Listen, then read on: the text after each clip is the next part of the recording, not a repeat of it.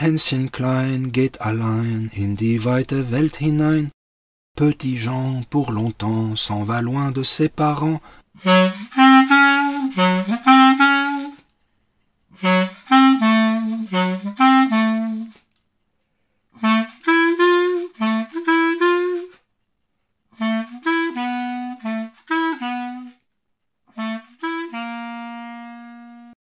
La revue Rue Saint-Ambroise et l'association Rue du Conservatoire vous proposent En un souffle de Daniel Argelès. Texte initialement publié par la revue Rue Saint-Ambroise dans le volume Paris-Ville-Monde, un regard neuf sur l'immigration en octobre 2018. Cette nouvelle vient d'être republiée par les éditions Triartis dans le recueil En un souffle. Lecture de l'auteur, Daniel Argelès. Musique, Charlie Nelson.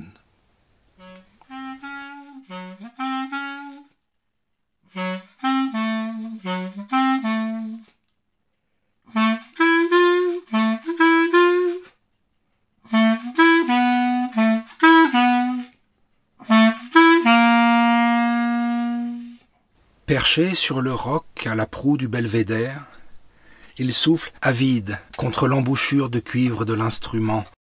Il lui faut récupérer, après la brève montée des marches de ciment, apaiser son cœur qui bat à tout rompre, relâcher le diaphragme et, peu à peu, ouvrir la voie à l'autre souffle, au souffle intérieur. Il pantelle encore.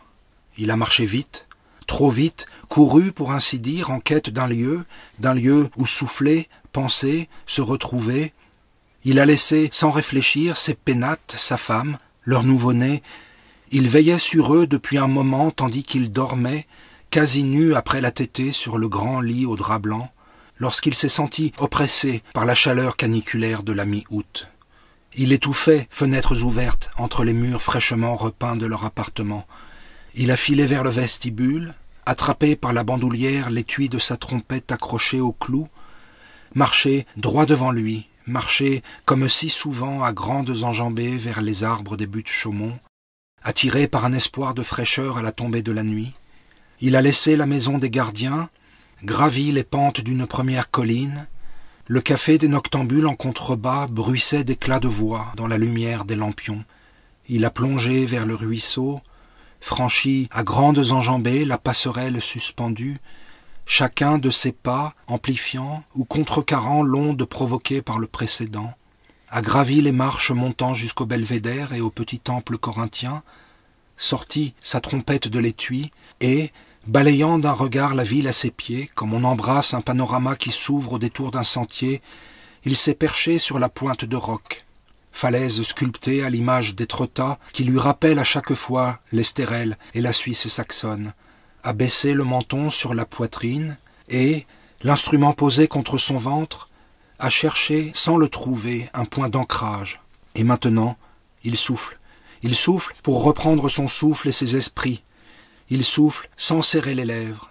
L'air s'écoule sans vibrer, c'est un flux sans couleur ni hauteur, un filet mince et pourtant rond qu'il souffle pour apaiser son cœur, relâcher ses reins, son dos, son cou qui craque en s'étirant, et tandis qu'il inspire, un élancement lui perce le ventre, juste en dessous de l'estomac, à hauteur du nombril.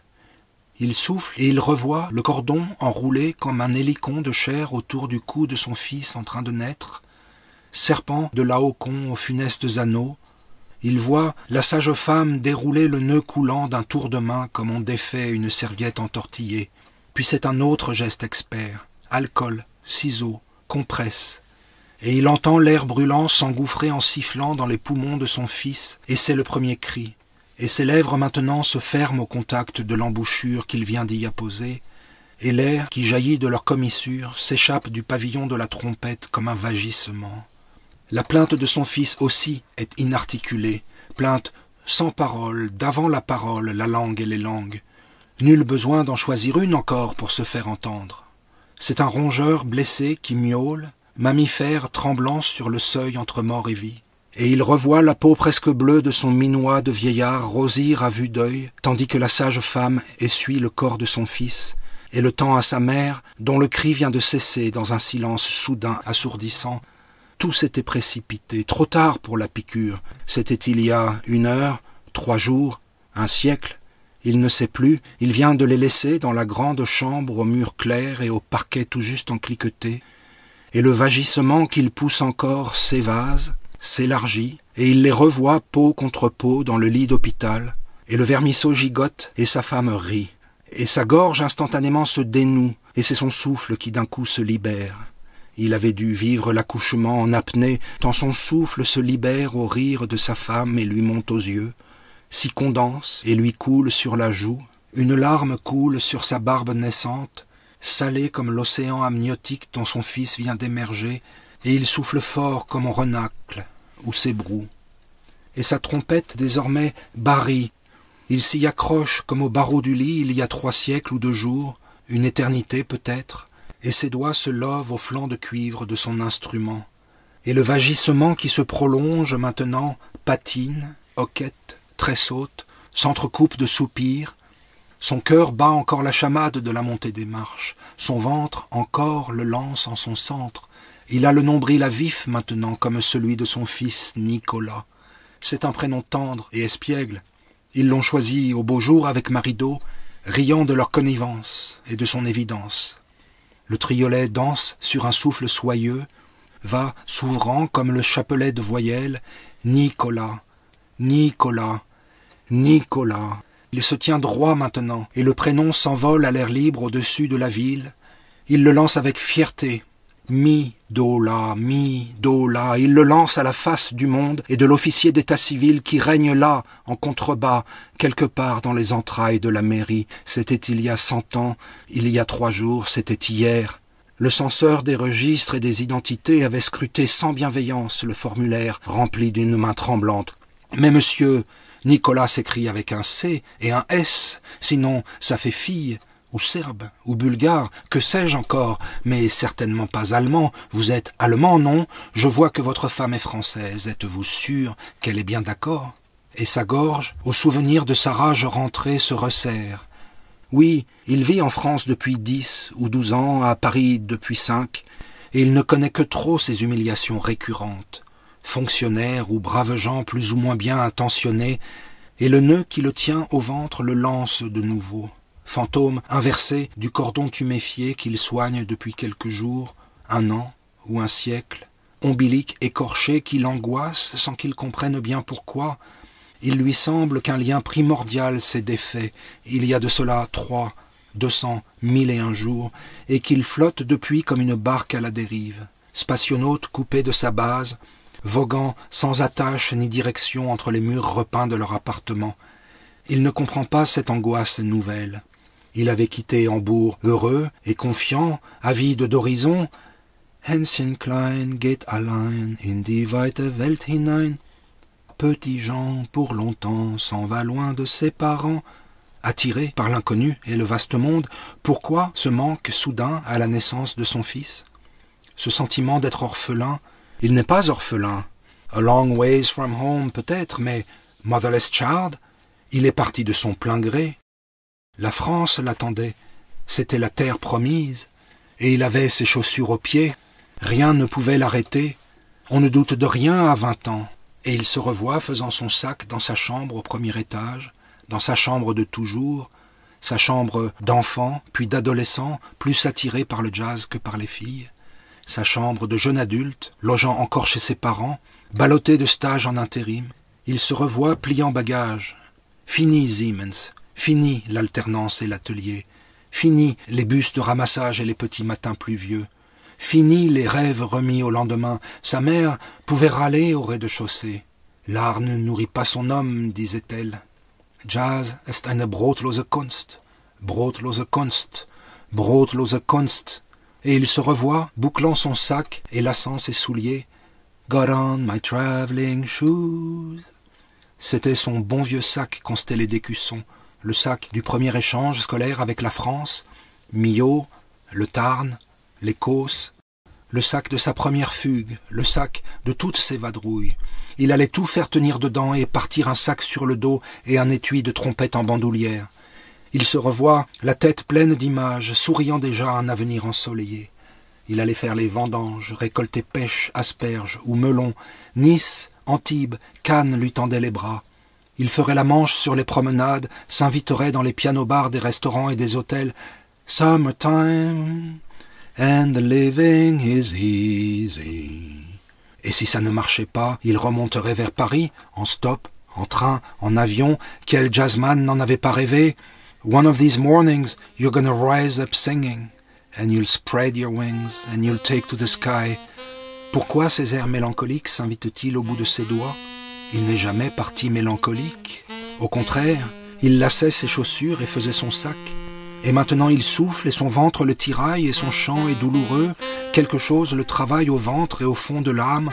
Pourquoi ces tiraillements? Pourquoi pense-t-il à sa chambre d'adolescent tandis qu'il souffle? Pourquoi pense-t-il à Hambourg, à l'Allemagne? Il n'y a rien à y gagner que des insomnies. Le poète l'a suffisamment dit. Son père le savait aussi. Enfant chassé de Silésie à la fin de la guerre, c'était un expert en nostalgie. Ça fusait à chaque repas de famille. Les oncles, les tantes et le grand-père aimaient à se lamenter à qui mieux, pleurant la patrie perdue de l'autre côté de l'Audin. Mais lui n'a rien perdu. Il est parti de son plein gré. Pourquoi ces douleurs sous le diaphragme? D'habitude, ça passe. D'habitude, l'enchaînement des notes lui ouvre la respiration. Pourquoi la vue de ses pieds nus, hier, il y a 3 jours, il y a un siècle, la vision de ce ventre nu et vulnérable, blessé en son centre, lui tiraille-t-elle à présent les entrailles? Pourquoi cet abîme s'est-il ouvert à la vue du moignon? Sometimes I feel like a motherless child. Et il cherche à calquer les accents de son chant sur le chant simple et déchirant de Louis Armstrong. Il cherche l'évidence de ce qui se dit pour la première fois et qui pourtant est vieux comme le monde. La patience de celui qui connaît la plainte. C'est un chant qui a tout le temps. Le temps, justement, s'est arrêté quelque part, à la lisière de l'océan ou dans les champs de coton, et il sent que son souffle se nourrit d'un souffle plus profond. C'est un chant vieux comme le monde qui résonne depuis le ventre au flanc rond de la grande barque négrière. Le souffle qui bouillonne au creux de son ventre se nourrit d'autres gouffres. La mélopée cuivrée se teinte d'autres exils, et il souffle pour eux, et pour ses compagnons de Nice aussi. Troubadours étrangers, échoués comme lui sur la côte de tous les festivals, saisonniers de la Riviera dont le souffle nourrit maintenant le sien, grain sablonneux du saxophone de Moulatou, l'Éthiopien prédestiné par son prénom, caprice grondeur ou extatique du trombone de Géorgie, le Bulgare, clarinette à la gaieté virtuose ou désespérée de Saul, le juif new-yorkais venu comprendre l'Europe, amateur de klezmer, de mélodies orientales et de musiques andalouses, ils écumaient de leurs fanfares les baptêmes, les mariages et les bar mitzvahs, finissaient les open mics, cachetonnaient sur les tournages et en studio. Ils sont éparpillés aux 4 vents maintenant, happés par l'appel des big bands et de la world music, par les revivals klezmer de Varsovie ou de Berlin. Saul est heureux à Berlin. Les photos de sa femme et de ses enfants le montrent bien tous les jours sur son mur virtuel. Saul, le petit-fils de déporté au rire inquiet et triste, et c'est une berceuse yiddish qui lui vient aux lèvres. Il la joue pour la première fois, devant Saul, il n'osait jamais, et il blêmit en la laissant passer dans les tuyaux de son cuivre. Et il sait que quelque chose se dit qu'il ne peut sonder. Il sait qu'il ne peut approcher cette douleur-là, fugue de mort, chant du peuple juif assassiné. Il blêmit dans la nuit d'août et souffle pourtant, et son souffle se défait, se délite, perd toute couleur, tout timbre. Der Tod ist ein Meister aus Deutschland. Et il pâlit, mais ne cesse pas de souffler. Il tient cette note sans hauteur et sans couleur. La mort est un maître venu d'Allemagne. Son œil est bleu, bleu comme le sont les siens, comme ne le sont pas ceux de son fils. Il sait son peuple marqué au sceau de l'inexpiable. Il a lu les noms d'enfants sur les plaques apposées dans les halls d'école où parfois il enseigne et où son fils, un jour, apprendra à lire et à compter. Il connaît le panneau commémoratif planté sur une pelouse du parc, à même l'herbe où se font les pique-niques, au pied du terrain de jeu où son fils un jour s'enivrera des vertiges du toboggan. Il connaît le tissu serré des adresses d'enfants déportés, juifs, français, polonais ou même allemands, 5, 7, 9 rue Manin, 62, 64 avenue Simon Bolivar, 3, 5, 7, 11 rue Lausanne. Il sait l'horreur de ces contes macabres. Il a vu Opus un jour un bottin de Belleville d'avant-guerre. On parlait encore yiddish il n'y a pas si longtemps sur les bancs du parc, il y a moins de 100 ans, de 30 ans, de 20 ans, dit-on. Et tandis qu'il souffle sans timbre dans son embouchure, la berceuse de sang résonne entre les parois de son crâne. Il la marmonne en s'excusant plus qu'il ne la joue. Il ne sait plus les mots exacts. Mon fils, mon fiston, ma lumière dans la nuit.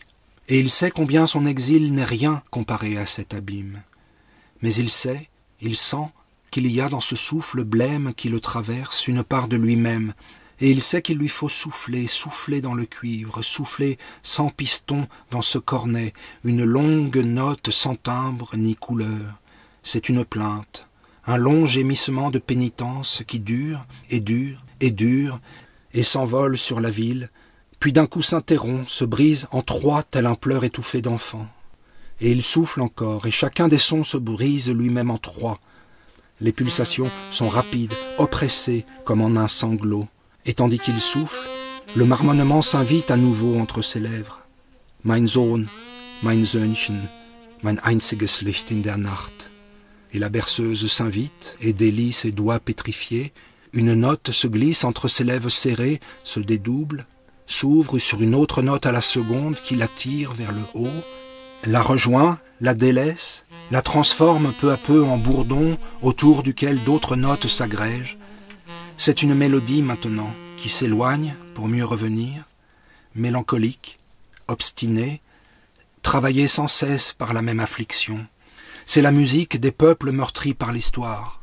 Il y a 100, 1000, 2000 ans, la complainte éternelle, joyeuse jusque dans les larmes, éplorée jusque dans la fête, des peuples qui ont vu passer les rois, les sultans, les empereurs, peuples des plaines balayés par le passage des armées, des côtes pillées par les croisés, les spadassins en tout genre et les pirates. Et la plainte mélancolique se déroule, s'enroule en spirale, s'affranchit des pesanteurs, saute, espiègle comme en un pied de nez au destin et aux puissants. C'est la musique des mariages et des baptêmes, des fêtes de village et des comices agricoles. Il est un temps pour tout. Après la mort, la vie. Après le deuil, la joie. Et les peuples tapent du pied, dansent sur les tables, entre les chaises, sur les estrades et les esplanades. La musique tourne et tourne, accélère, s'enivre de ses cabrioles, s'exalte de ses vertiges, s'égare et se libère. Les musiciens ambulants savent chasser les voleurs. Perchés l'un sur l'autre, ils sont plus forts que les pillards. Ils braient, caquettent, aboient et miaulent, chassent les mauvais esprits. Victoire impertinente des démunis, il faut chanter, taper du pied, souffler, gratter les cordes et les pincer, frapper les troncs, les pots, les triangles et les cloches, souffler encore et toujours. Louez-le au son de la trompette, louez-le par la danse et le tambour. D'où lui vient ce choral? Est-ce du Schütz, du Bach, du Buxtehude? Il y a tout à coup des bancs d'église austères, des chœurs d'hommes et de femmes, que tout ce qui respire chante le Seigneur. Il a 8 ans et il chante « Lobet ihn mit Posaunen, lobet ihn mit Pauken und Reigen ». Les bancs de l'église sont froids, les murs nus, chaque accord un badge de vertu et de droiture, et sa mère le regarde et lui sourit, cheveux noués en chignon, foie chevillé au corps, et les chants résonnent sans âme entre les murs austères. Pieux, contraints, binaires, tous les dimanches il résonne entre les murs de briques, tandis que le col empesé de sa chemise lui gratte le cou. Tant pis pour Bach, et les rebonds intrépides de sa basse continuent. Et tandis que ses doigts tournent autour de la mélodie, son chant s'impatiente. Le contrepoint se cabre, cherche la danse et le tambour, cherche le balancement, le pas chaloupé, le cakewalk n'est pas loin pour qui veut l'entendre, la syncope, du ragtime, du swing, et voilà que surgit déjà le roulement du mbalax. Il retrouve ses compagnons de Nice, le flux rythmique flottant, indécis, toujours changeant de leurs improvisations. Le jeu consistait à se tourner autour, le quatrième venant troubler d'un rythme ou d'un riff incongru le manège des trois autres, les invitant à s'approcher de modalités ou de rythmes incompatibles, métrique indienne ou vertige d'une gigue irlandaise. Leur jeu, alors, bégayait, déraillait, déstabilisé par les contretemps d'un tango ou les virevoltes d'une cumbia, jusqu'à ce que la solution peu à peu émerge et que le premier, à son tour, se détache du groupe pour le prendre à contre-pied. C'était leur solfège à eux, leur atelier de fusion, et ils jouaient des heures durant sur un bout de plage ou de crique, tournés vers la mer, postés côte à côte en arc de cercle. Il fallait se tenir chaud dans l'exil, faire la nique à la solitude. La nuit, le plus souvent, était douce sur la côte, mais il soufflait devant eux comme on entretient l'âtre, se réchauffait au foyer où leur souffle convergeait. Quelque part, à leurs pieds, le point nodal dansait, à l'intersection de leurs instruments pointés vers le sol. Il glissait comme un feu follet sur le béton craquelé d'un ancien plongeoir ou les planches abîmées d'un ponton, s'envolait parfois sur la mer qui clapotait à 2 pas, présence sourde révélée par quelques reflets de la ville sur les eaux. Le point de convergence filait alors tout droit vers l'horizon sicilien ou africain, puis revenait à leurs pieds sur le roc, le ciment ou le bois vermoulu de ce bout de côte. Et ils se revoient maintenant perchés sur un escarpement de l'Estérel, dressés face à la mer, comme ici, face à la ville. C'était le mois de mai, il venait d'arriver sur la côte et le soleil lui dorait le visage, baignait chacun des pores de sa peau, il s'en délectait, torse nu face à la mer et au ciel. Il lui semblait que chaque fibre de son corps respirait. C'était une sensation nouvelle qui lui dilatait la poitrine, vivifiait la colonne d'air. Il lui semblait, à l'écho qui lui revenait des profondeurs de la calanque, que jamais le son de sa trompette n'avait été si clair, si pur. Les notes glissaient sur l'onde comme la lumière à la surface de l'eau, se posaient sur la crête écumeuse des vagues. Il était ici pour la première fois, mais il avait toujours été là, au bord de ce plan d'eau. Son corps le savait, son corps le sentait, et le chant de sa trompette filait droit par-dessus l'onde à la recherche d'autres échos, s'en allait vers d'autres rives. Il ne savait lesquelles exactement, mais il se voyait posté de l'autre côté, quelque part sur un rocher lointain et semblable. Il ne savait encore où. Sa mère non plus ne savait où. Elle, la luthérienne hanséatique, la hambourgeoise hautaine, ne savait pas encore qu'elle venait d'ailleurs, née d'autres flancs que ceux de sa mère, issue d'autres rivages que l'Elbe et la Baltique. Mais sa musique, au bord des calanques, le pressentait. Elle cherchait un passage, cherchait une voie.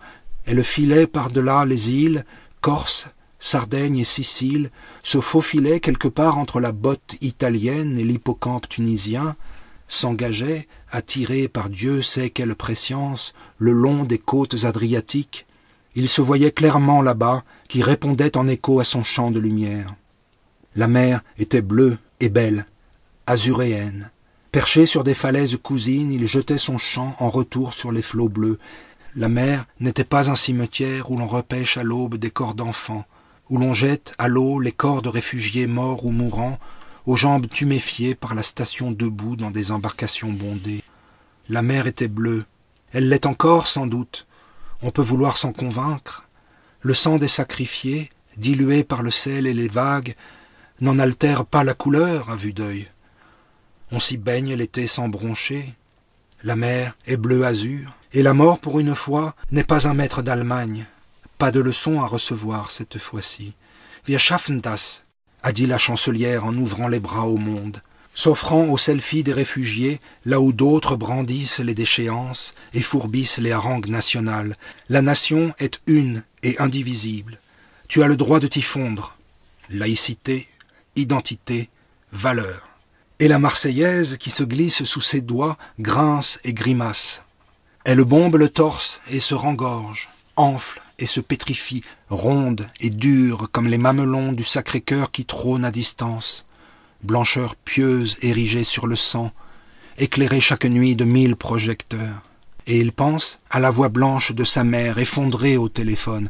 60 ans ils me l'ont caché, 60 ans ma mère m'a caché qu'elle n'était pas ma mère, et elle attend d'être mourante pour me l'avouer. et il pense à la voix exsangue de sa mère au téléphone, blanche et exsangue sous le souffle désincarné des liaisons analogiques, à sa rage rentrée lors de la veillée funéraire, à ses mots cassants, son souffle court, venimeux, et il se revoit à ses côtés le surlendemain à la messe, sur le banc austère de l'église, il entend sa voix brisée, le chignon s'est défait au niveau de la tempe, un trouble insoupçonné s'est glissé au cœur de son chant, et le regard qui se pose sur lui avoue sa détresse. Et tandis que d'un battement des paupières elle accueille ses encouragements, sa voix, pour la première fois, s'élève en prière vibrante, grimpe jusque sous les voûtes liserées de briques. La fêlure, toujours pressentie, est là, fêlure pressentie et toujours refusée. Elle est orpheline à présent, enfant 2 fois dépossédée, une fois par l'abandon et l'adoption, une fois par la mort. Ses certitudes sont brisées et elle chante. Et sur cette falaise face à la ville, sa trompette accompagne son deuil et sa douleur, accompagne sans réticence les accents luthériens du choral entonné sous les voûtes blanches aux arcs rouges. Et c'est ce chant qu'il lance au visage de la ville, nulle retenue, nulle autocensure. Et tant pis si les gardiens du parc rappliquent, ils vont rappliquer de toute façon, ils rappliquent toujours, précédés de leurs coups de sifflet stridents. Et c'est un chant allemand qu'il déroule. Ihr Gestirn, ihr hohen Lüfte, und du lichtes Firmament. Montant des gouffres obscurs, le choral aspire à s'élever vers les astres, l'éther et le firmament, et il souffle, et la lumière de la ville éclaire la voûte céleste et les nuages par en dessous.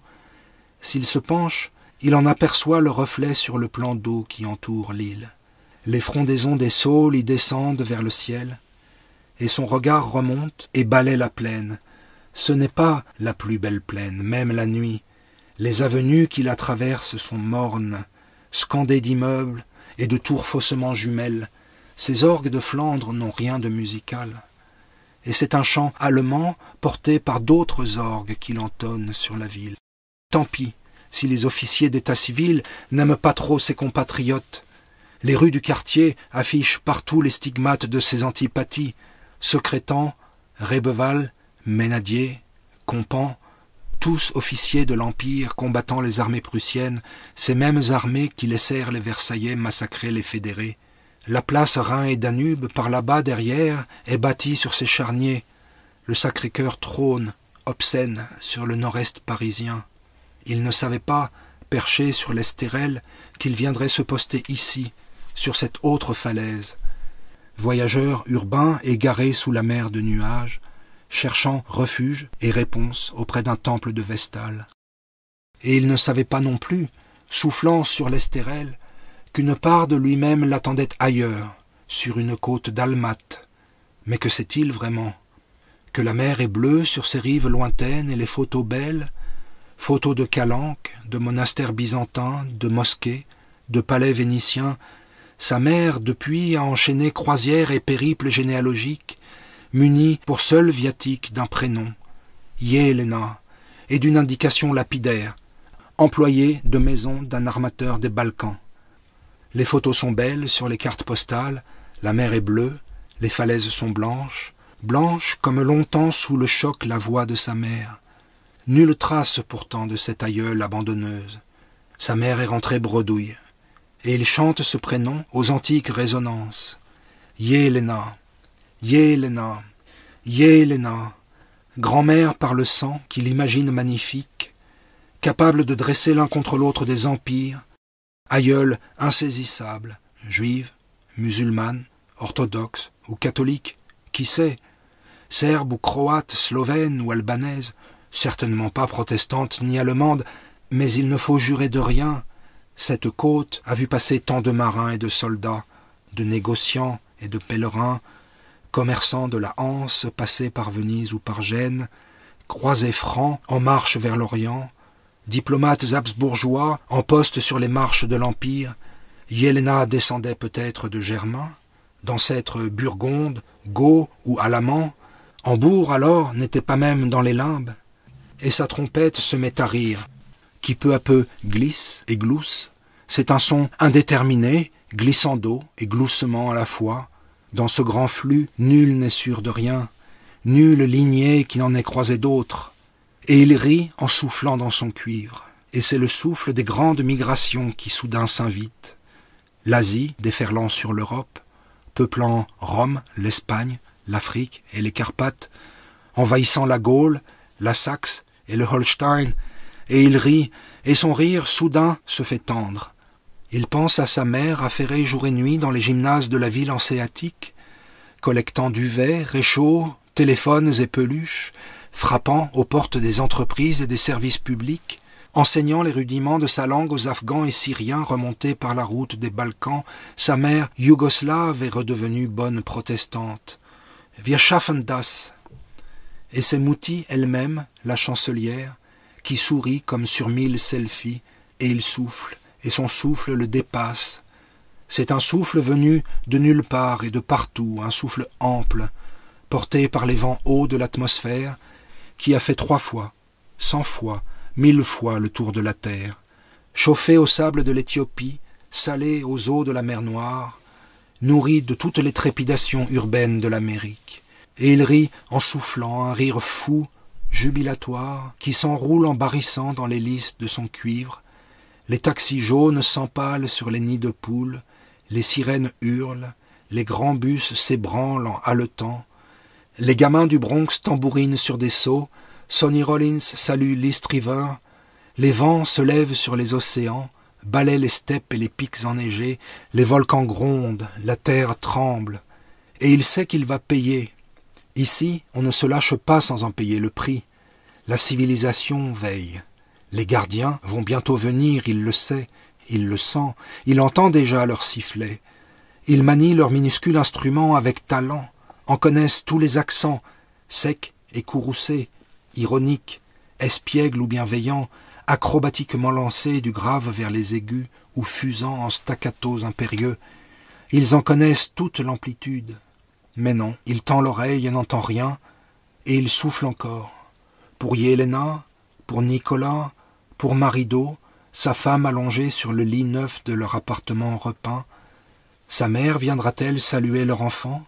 Cela fait 5 ans qu'ils vivent ici, à Paris, et jamais une visite. Loin des yeux, loin du cœur, c'est à l'exilé toujours de maintenir les liens. 5 ans d'efforts pour prendre pied. Conservatoire, école, centre de loisirs. Laissez-nous votre CV. 5 ans de jam sessions et d'orchestre de rue, de cachets dans les fanfares et chez Disney. Son 2e album est sorti au printemps, coup de cœur de la semaine chez FIP. Et il souffle pour Alberto, son bassiste italien, amoureux de Camus, attiré à Paris par les caves de Saint-Germain. Et il souffle pour Sharon, sa violoniste israélo-yéménite, outrée par le sort fait à son peuple, parti à l'étranger militer pour Amnesty. Et il souffle pour Pierre, son pianiste mélancolique, travaillé par le mal du Béarn. Nul à Paris n'est vraiment de Paris. Et il souffle pour ses prédécesseurs, Heine et Marx, lointains cousins chassés par la censure, charpentiers ou cordonniers venus d'Allemagne faire le tour de France, balayeurs de la haute Hesse embauchés par villages entiers pour nettoyer les rues de Paris, artisans de la Villette, entassés dans les taudis de l'avenue qui passe là, en dessous. La petite Allemagne avait ses écoles et son église, ses débits de boissons et ses garnis. L'église est toujours là, cachée quelque part en contrebas, sur un monticule. Elle est maintenant d'obédience orthodoxe. C'est à mourir de rire. Nul en bourgeois n'est vraiment de Hambourg. Nul à Paris n'est vraiment de Paris, pas dans le nord-est en tous les cas. Marido et les siens peut-être sont de Paris. Il y a dans les beaux quartiers des lignées solides, mais les croisements toujours compromettent le sang bleu, bleu et pur comme les yeux bleus et les mers bleues. Marido n'a pas les yeux bleus, Nicolas n'aura ni les yeux ni le sang bleu. Nicolas, Nicolas, Nicolas. Et tandis qu'il épelle le prénom de son fils, un sifflement strident retentit à distance dans son dos. Ce sont les gardiens du temple qui approchent. Il faut s'interrompre, et pourtant, il ne le souhaite pas, il ne le veut pas. Il est là, on le tient, sur le promontoire. Et déjà, en se retournant, il aperçoit 2 silhouettes coiffées de casquettes. Les faisceaux de leurs lampes torches vont lambles sur le chemin menant au belvédère, et, Soufflant toujours, soufflant sans note dans l'embouchure de son instrument, il se détourne de la ville en la saluant bien bas, referme d'une main l'étui de sa trompette, le passe en bandoulière et se glisse dans un fourré en contrebas du temple corinthien. Il est tapi entre les buissons et les regarde s'approcher sur le sentier goudronné, s'engager sur le petit pont et remonter vers lui. « On ne l'entend plus, il a dû filer !» Et tandis que les gardiens remontent les 2 chemins d'accès au promontoire, il se glisse sans bruit par les fourrés, l'embouchure de sa trompette aux lèvres, soucieux de continuer à souffler tout en s'échappant par ce coin de sous-bois. Il souffle maintenant pour Hugo, son compagnon de fugue, et sourit intérieurement. C'était le même jeu de cache-cache avec les gardiens du Stadtpark à Hambourg. Et tandis que les torches fouillent fébrilement les recoins d'ombre du belvédère, faisant danser ses colonnes dans la nuit, il court se cacher plus loin, remonte le sentier par où ils sont venus. C'est la plus vieille ruse du monde, et il file en riant, la trompette aux lèvres, court s'allonger près d'un grand pin, l'herbe foulée par son corps a la même odeur qu'à l'été de ses 15 ans.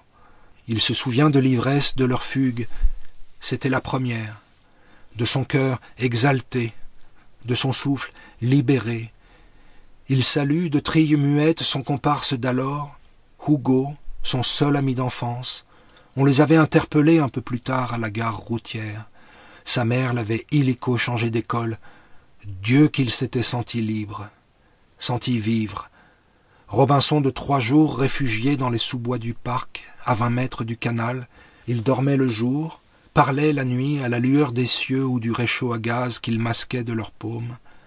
Il parlait jusqu'à l'aube en frissonnant, tiré d'un sommeil involontaire par les premiers avions qui passaient au petit matin. Et tandis que les lampes torches des gardiens s'éloignent, ballant dépités au bout de leurs bras, projetant des ombres erratiques à flanc de rocher, il salue en pensée celui qu'il était à 15 ans, allongé dans l'herbe du Stadtpark.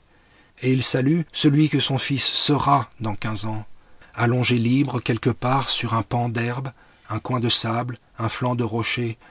Oui, il sera libre, forcément plus libre que lui.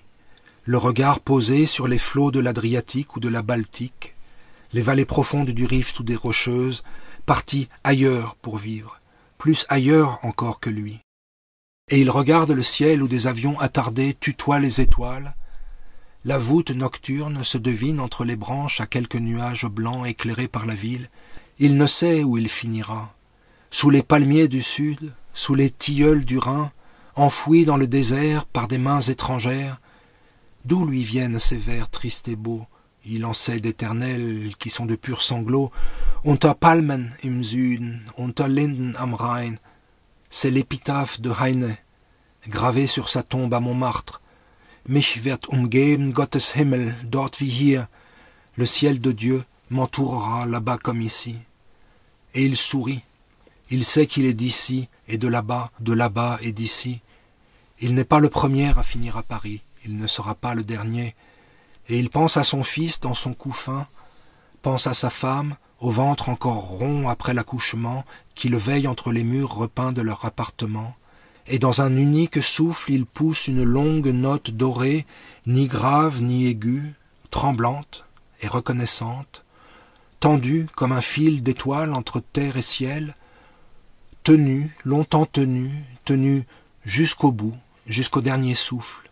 Elle s'amenuise sans faiblir, s'effile jusqu'au plus petit grain, sonne encore, vibre encore en dessous du son, et tandis qu'il laisse sa trompette retomber le long de son corps, il sait qu'il a fini, qu'il vient d'atterrir, là, sur cette pelouse, et son corps tout entier se laisse aller à une profonde inspiration et au bonheur du souffle nouveau qui s'annonce.